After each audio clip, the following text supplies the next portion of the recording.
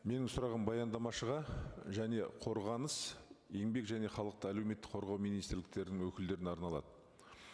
Бірінші, құрметті Айгүл Сейфоллақызы, мемлекет басшысы 2021 жылғы 1 қыркүйектегі халық бірлігі және жүйелі реформалар ел өркендеуінің берік негізі атты Қазақстан халқына жолдауында армия мамандық алудың тағы бір мүмкіндігі болуға тиіс екенін айтып, мерзімді қызметтегі сарбаздардың экономиканың нақты секторында қажетті жұмысшы мамандықтарды игеру мәселесін пысықтауды тапсырған болатын. Осыған байланысты заң жобасында түзетулер қарастырылған ба? Екінші сұрағым қорғаныс, еңбек және халықты әлеуметтік қорғау министрліктерінің өкілдеріне. Президенттің осы аталған тапсырмасын іске асыру бойынша министрліктерде нақты қандай іс-шаралар жасалды? Рахмет. Рахмет, құрметті Ерболат Байұзақұлы. Бастапқыда бұл заң жобасының мақсаты тек қана жастардың әскери патриоттық тәрбиесін жетілдіру болатын. Алайда жұмыс барысында біз әскери қызмет аясын кеңінен қарастыруды жөн деп таптық. Атап айтқанда, бұл заң жобасында сарбаздардың әскери есептік военно-учетный мамандықтары бойынша даярлықтарын өтуді көздейді. Бір мысал келтірейін. Қазір армияда әскерлерде ауыр жүк көліктерін жүргізетін адамдар жетіспейді.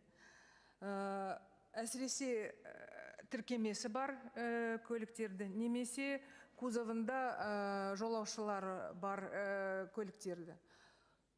Бұдан соң мына түзетулеріміз жүзеге енсе аса, сарбаздар әскери қызмет кезінде осындай көліктерді жүргізуді меңгереді. Және содан кейін әскери борышын аяқтағаннан кейін азаматтық ортада қосымша оқытусыз автобусты немесе тіркемесі бар жүк көлігін жүргізуге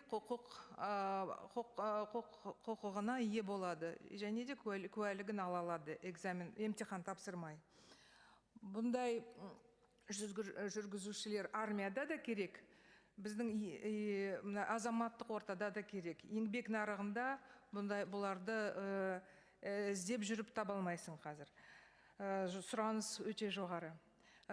Бұл бір ғана мысал. Бұл мысалмен көріп тұрсыздар. Біз жауынгерлік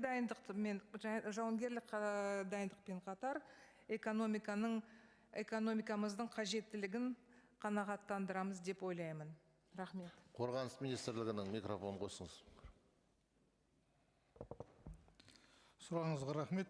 Баяндаушымен толығымен қосылам. Жүргізушілер Қазақстан Республикасы қарулы күштер қатарында өте бүгінгі таңда керек мамандар болып саналады. Осы заң жобасына дейін біз тек қана әскери техникалық мектептерде ғана жүргізушілер дайындағанбыз. Сұрақ қоюшының сұрағы бойынша енді осы заң жобасы қабылданғаннан кейін осы әскери техникалық мектептерде мерзімдік әскери қызметшілерде оқитын мүмкіндік алатын болады. Еңбек және әлеуметтік қорғау министрлігі.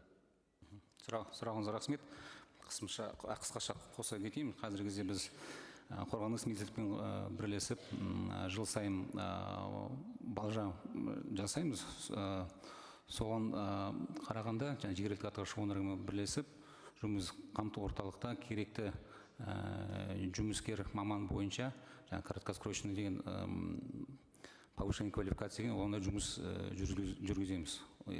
Егер қорғаныс министрлігінің ұсыныс болса, біз осы жергілікті атқарушы органдармен бірлесіп осы жұмысты ары қарай жалғастырамыз. Рахмет.